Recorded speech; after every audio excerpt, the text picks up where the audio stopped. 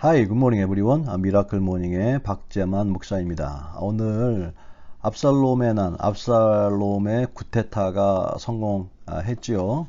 압살롬은 남유다에 이어서 북이스라엘까지 차지하고 다윗은 이미 성을 버리고 피난 중입니다. 여기 아주 중요한 한 인물이 등장하는데요. 바로 아히도벨이라는 인물입니다. 압살롬의 난이 성공하고 백성들이 그를 따를 수 있게 했던 것은 바로 압살롬에게 아히도벨이 함께 힘을 실어 주었기 때문입니다. 오늘 그 아히도벨과 다윗과 연관된 이야기를 함께 나누고자 합니다. 예루살렘을 버리고 도망 중인 다윗에게는요, 여전히 충성스러운 사람들이 많이 남아 있었습니다. 그런 사람들 가운데 늘 국정에 좋은 조언자로 다윗 왕국을 굳건히 하는데 도움을 주었던 다윗의 친구이며 또 전략가였던 후세라는 사람이 있었습니다. 다윗은 자신을 떠나선 후 후세에게 자네는 다시 예루살렘으로 돌아가서 압살롬의 신뢰를 얻고 거기에서 일어나는 일들을 나에게 알려달라는 주문을 합니다. 공작이죠. 후세를 스파이로 예루살렘에 파견하겠다는 것입니다. 왜냐하면 지금 압살롬에게는 다윗이 아주 부담스러운 전략가 아히노벨이 함께 있었기 때문입니다. 그렇다고 한다면 그 아히노벨은 과연 누구였는데요? 자, 아히노벨을 성경은 어떻게 묘사하고 있을까요? 16장 23절에 그때의 아히도벨이 베푸는 계략은 사람이 하나님께 물어서 받은 말씀과 같은 것이다, 이렇게 말합니다. 영어 성경 보니까 every word, 한마디 한마디가 다 하나님의 입에서 나오는 말씀과 같았다라고 이야기합니다. 아히도벨이 말하면요, 하나님이 말씀하신 거랑 똑같은 말을 하는 거예요. 그러니까 굳이 하나님께 물어보지 않아도 될 정도로 그렇게 하나님과 동등할 정도의 지혜를 갖고 있는 사람이 누구였느냐? 아히도벨이었습니다. 그러니까 얼마나 많은 사람들이 아히도벨을 존경하고 또 다윗이 그렇게 강한 나라를 건설하는데 절대적으로 하나님께서 하셨지만 그러나 하나님이 아히도벨을 통하여서 그런 엄청난 인물이 있었기 때문에 다윗의 왕국이 강건할 수 있었던 것입니다. 그런데 15장 31절 어떤 사람이 다윗에게 알리되 압살롬과 함께 모반한 자들 가운데 아히도벨이 있나이다 하니 그랬어요. 압살롬의 난이, 압살롬의 쿠데타가 성공할 수 있었던 결정적인 이유 중에 하나가 바로 아히도벨이 이 어마어마한 인물이 압살롬 편에 서 있었기 때문이었습니다. 영어 성경 보니까 그 아히도벨이 압살롬 was backing 압살롬의 든든한 후원자였다라고 표현하고 있습니다. 그러니 다윗에게 얼마나 부담이겠습니까? 왜냐하면 누구와 함께냐가 중요한데 압살롬에게 이렇게 어마어마한 지혜자가 함께 있으니 다윗의 마음 가운데 당연히 부담이 되겠죠. 아히도벨이 압살롬의 그 난에 쿠데타에 합류해서 힘을 실어준 이유는 압살롬이 좋아서라기보다는요, 오히려 다윗이 미웠기 때문입니다. 그래서 17장 1절에 보면요, 아히도벨이 압살롬에게 이르되 이제 내가 사람 12,000명을 택하게 하소서. 오늘 밤에 내가 일어나서 다윗의 뒤를 추적하여 내가 다윗 왕만 쳐 죽이고 자기가 친히 가서 다윗 왕을 쳐 죽이겠다는 것입니다. 그러면 아히도벨은 장수가 아닙니다. 아히도벨은 전략가입니다. 아이디어맨이죠. 아이디어를 주고 전략을 세우면 그러면 싸우는 사람은 용사가 싸우는 거예요. 그런데 이 아히도벨이 자기가 직접 가서 쳐 죽이고 싶다는 거예요. 왜 이렇게 무엇 때문에 아히도벨이 다윗에 대한 이런 강력한 분노가 미움이 있었을까요? 피는 물보다 진하다라는 말이 있죠. Blood is thicker than water. 사실은 아히도벨이 다윗을 그렇게 미워하고 증오했던, 내가 가서 쳐주겠습니다라고 할 정도의 강력한 원한은 바로 아히도벨의 가정사에 있습니다. 다윗과 얽힌 아주 불행한 가정사에 있습니다. 그게 뭘까요?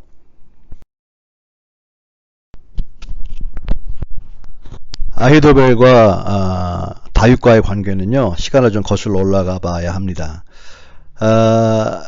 11장 3절에 보면요, 밧세바에 대한 이야기가 나옵니다. 거기 보면 그는 엘리암의 딸이요 햇사람 우리아의 아내 밧세바라고 표현하고 있습니다. 잘 아시죠? 다윗이 밧세바를 충동적으로 취하고 그 죄를 감추기 위해서 바로 우리아를 죽이죠. 안타깝습니다. 그런데 그 밧세바와 아히도벨은 관계가 있습니다. 23장 34절에 보면요, 마가 사람의 손자 아하스베의 아들 엘리벨렉과 길롯 사람 아히도벨의 아들 엘리암과 라고 있습니다. 아히도벨의 아들이 누구예요? 엘리암입니다. 엘리암은 누굽니까? 엘리암의 딸 밧세바 나옵니다. 보이시죠? 아히도벨과 밧세바는 무슨 관계입니까? 그렇죠. 바로 손녀였습니다. 손녀였어요. 그러니까 아히도벨의 입장에서 볼 때는 손녀를 다윗이 취하고 그 다음에 자기의 그 손녀 사위죠, 우리아가 죽었잖아요. 그러니 그 마음 가운데 이 가정에 대한 부끄러움과 수치와 이 모욕과 함께 한 가정이 다 파괴된 거 아니겠습니까? 그런데 사실 엘리암은 그 아버지, 밧세바의 아버지 엘리암은 누굽니까? 또 우리아는 누굽니까? 23장 39절에, 23장에 보면 후반인데 다윗의 바로 죽음과 함께요, 직전에 다윗과 함께 했던 용사들의 이름이 쭉 나옵니다. 거기에 37명의 아주 다윗과 함께 했던 용사가 나오는데요, 거기에 보면 엘리암이 나옵니다. 엘리암이 나오고요, 그 다음에 39절에 우리아가 나옵니다. 결국 뭐냐면 엘리암과 우리아 둘 다 용사였다는 거예요. 다윗과 함께 다윗 왕국을 건국했을 때에 함께했던 37명의 그 용사들 가운데 있었다는 거예요. 충신이죠, 사실은. 근데 그 엘리암이 그 우리아 젊은 우리아를 보고 마음에 들어서 자기 딸을 준 겁니다. 그런 생각을 해보세요. 근데 충성스러운 그 장수를 다윗이 그 자기의 딸을 취하고 사위를 죽였잖아요, 엘리암이.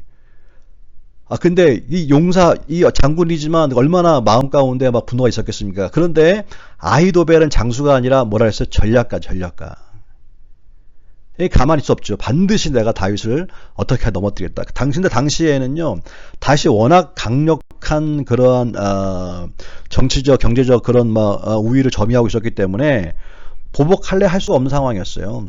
근데 아히도벨이 전략가이기 때문에 때를 기다린 것이죠. 그래서 압살롬의 그런 아버지에 대한 분노를 부추기고 그 다음에 반란이 일으켰을 때에 그것이 실패할 수 있었지만 그때에 아히도벨이 압살롬 편에 서줌으로 말미암아 다윗을 몰아내는 계기가 되지요. 그때다 싶었죠. 그래서 이때다 바로 내 원수를 우리 가문의 먹칠한 저 다윗을 내가 반드시 죽이라. 그 분노가 오랫동안 있었기 때문에 표현에서도 내가 가서 직접 다윗을 쳐 죽이고라고 하는 강력한 그런 말을 하게 된 것이었습니다. 여기 한 가정의 한 집안의 가계도가 나오는데요. 보세요. 아히도벨의 아들 엘리암의 딸 밧세바, 그리고 밧세바의 남편 우리아. 아히도벨은 당시에 하나님과 동등한 정말로 그런 지혜를 가져서 한마디 한마디가 하나님께 물어보지 않아도 똑같은 말을 할 정도의 지혜자였고요. 엘리암과 우리아는 다윗 왕국을 건설하는데 1등 공신이었습니다. 자, 이 아히도벨과 엘리암 이 집안은요, 당시 다윗 왕국 때에 아주 1등 공신으로 국가에 공헌한 것이 지대한 가정입니다. 그런데 다윗이 밧세바를 취할 때는 또 언제였습니까? 엘리암과 우리아가 누굴 위해서? 다윗을 위해서. 다윗을 위해서 전쟁에 전쟁하고 있는, 목숨 내걸고 다윗을 전쟁하고 있는 그때에 누굴 취했습니까? 밧세바를 취한 거예요. 엘리암의 딸이요, 우리아의 아내를 말이죠. 그러니 이 한 사람의 이 범죄가 특별히 이 배신감은 말로 형용할 수 없죠. 에? 여러분, 누군가의 성공은 혼자의 능력으로 되는 게 아닙니다. 분명히 뒤에서 그를 서포트하는 후원하는 그룹들이 있었기 때문에 가능한 것입니다. 다윗 왕국은 혼자 되는 것이 아니라 이렇게 엘리암과 우리아와 아히도벨 같은 사람들이 머리로 또 몸으로 이렇게 도와줬기 때문에 그 다윗 왕국이 가능했던 것입니다. 하나님이 그들을 붙여주신 것이죠. 그런데 다윗은 하지 말아야 할 짓을 한 것입니다. 한 사람의 이 죄가 한 집안을 풍지박산 만들어 놓게 된 것이죠. 그것도 가장 자기들이 목숨 내고 믿었던 사람에게서 말이죠. 이때 다가오는 배신감과 이 분노와 이런 것들은 뭐 몇십 배 되겠죠.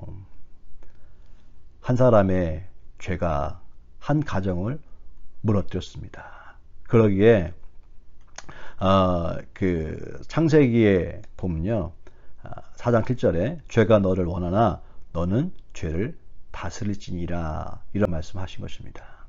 죄가 우리를 파괴하려고 공격하고 넘어뜨리려고 공격하지만 너는 죄를 다스려라 얘기합니다. 그러나 다윗은 죄를 다스리지 못했고 그것이 결국은 또 다른 누군가의 어떤 한 가정을 씻을 수 없는 고통 가운데 집어넣게 된 것입니다.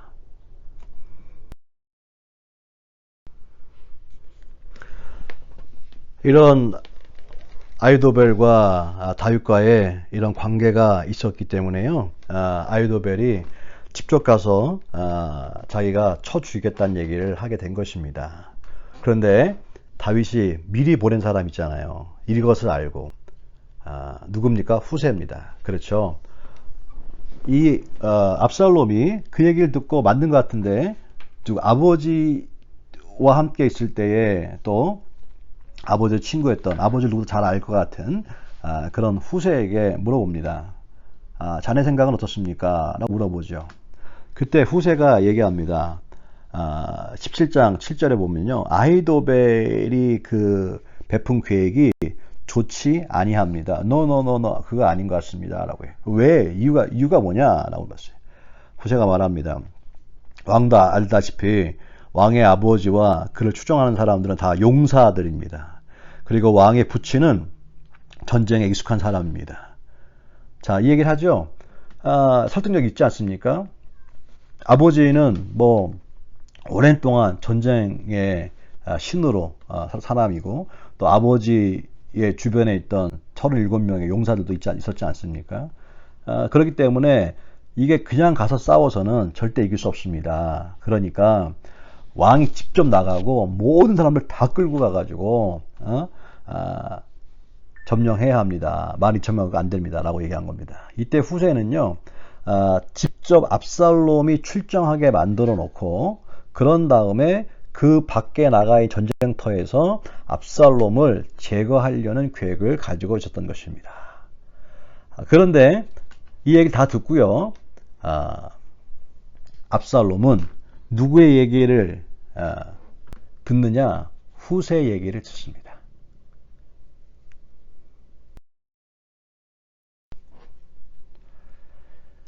17장 14절에 보면 압살롬과 온 이스라엘 사람들이 이르되 아렉 사람 후세의 계략이 아히도벨의 계략보다 낫다 하니, 그래서 결국 후세의 계략을 택하게 되는데요. 이것은 이유가 있어요. 왜냐하면 여호와께서 압살롬에게 화를 내리려 하사 아히도벨의 좋은 계략을 물리치라고 명령하셨음이더라 그랬습니다. 이게 다른 말로 말하면 무슨 말입니까?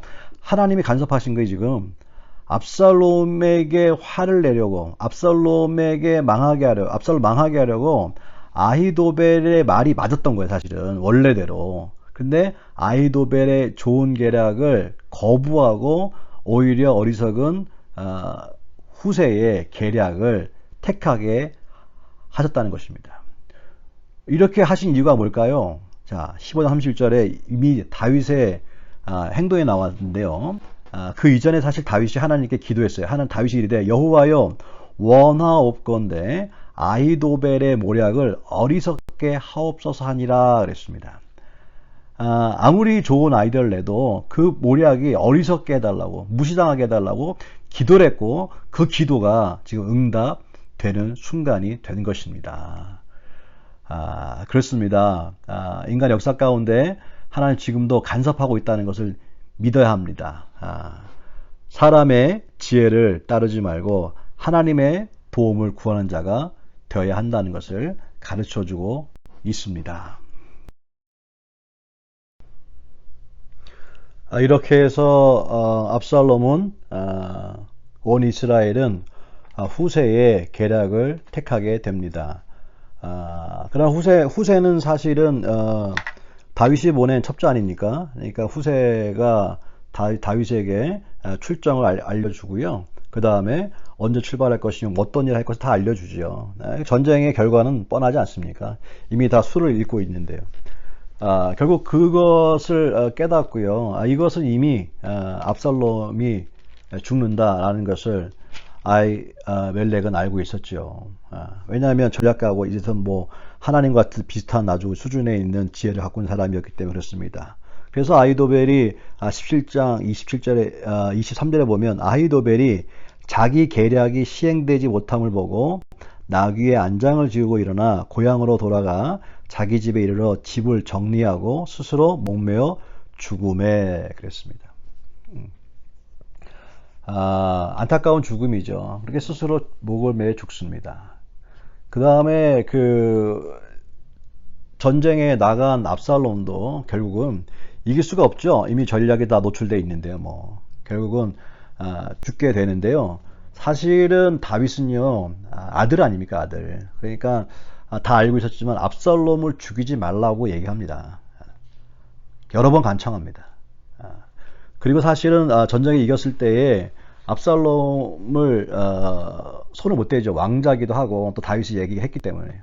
그런데 누가? 요압이 절대로 이 화근을 만들면 안 된다. 그래서 이 군사들이 압살롬을 못 건드리니까 요압이 직접 나서가지고 18장 14절에 요압의 심장을 찌릅니다.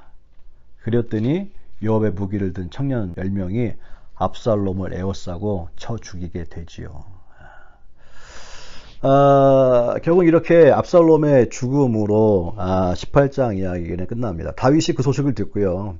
당연히 안 죽일 거라 생각했는데 죽였다는 소식을 듣고 난 다음에 다윗은 또 대성통곡하죠. 이렇게 다윗의 가정 가운데 이 아픔은 결국은 하나의 죄가 커서 자기뿐만 아니라 자기 주변의 사람들까지도 고통스럽게 한 결과를 보게 되어집니다. 사실은 아히멜렉과 압살롬은 개인적으로 좀 안타까운 마음이 많이 있습니다. 압살롬은 잘 컸으면 외모도 출중하고 분명히 좋은 그러한 왕이 될 수 있었을 것 같은 생각이 드는데 또 아히멜렉도 아히도벨도요 하나님과 동등한 그런 지혜를 하나님께로부터 받았는데 결국은 다윗이 저지른 죄 때문이라고 변명할 수 있겠지만 결국은 분노와 미움은요 압살롬도 마찬가지 아닙니까? 아버지에 대한 분노, 미움 때문에. 또 이 아이도벨도 마찬가지고요. 둘 다 이 분노와 미움은 결국은요, 둘 다 목매어 죽고 스스로 죽고, 한 사람은 또 전쟁에서 비참하게 죽게 되는데, 결국은 자신의 삶을 파괴한다는 것을 깨닫게 됩니다. 분노와 미움은 결국 자신의 삶을 파괴함을 깨닫게 됩니다. 그래서 에베소 4장 32절에 서로 친절하게 하며 불쌍히 여기며 서로 용서하기를 하나님이 그리스도 앞에서 너희를 용서하심 같이 하라 라고 얘기했습니다. 영어 성경 더 간단하게 be kind, 친절해라. be compassionate, be forgiving each other. 왜냐하면 God forgave you. 하나님 너를 용서했기 때문이다 라고 얘기합니다. 같이 보았지만 누가 승리한 것 같습니까? 압살롬입니까? 다윗입니까? 아이도벨입니까? 누굽니까? 사실은 승리자가 없이 겉으로는 지금 다윗이 이긴 것처럼 보이지만 다윗은 슬픔 속에 있습니다. 본능대로 충동대로 행동한 그것이 누군가의 삶을 다 망가뜨려 버렸고 그 결과 이러한 슬픔을 맞이하게 된 것이죠. 그러므로 본능에 충실하지 말고 욕망에 충실하지 말고 말씀에 충실한 자가 되어 죄를 이기는 자가 되어야 되겠다라는 생각을 했습니다. 뿐만 아니라 누군가로부터 감정적인 또 물리적인 상처나 손실을 입었다 할지라도 그로 인해서 자연스러운 본능 뭡니까? 미움이죠. 원망이죠. 보복이죠. 그렇지만 성경에 있는 것처럼 원수가 없는 것은 내게 있으니 너는 악을 선으로 갚아라 이런 말씀이 있지 않습니까? 그러므로 서로 눈에 보이지 않는 총을 겨누며 때를 기다리며 서로 죽이려고 하지 말고 그 돌을 내려놓고 서로 친절하게 대하고 서로 용서하고 불쌍히 여기는 그런 애가 다시 우리가 속해 있는 공동체부터 또 더 나아가 확장된 사회까지 퍼져나갈 수 있기를 소망해 보며 기도해 봅니다. 오늘도 감사합니다. 할렐루야.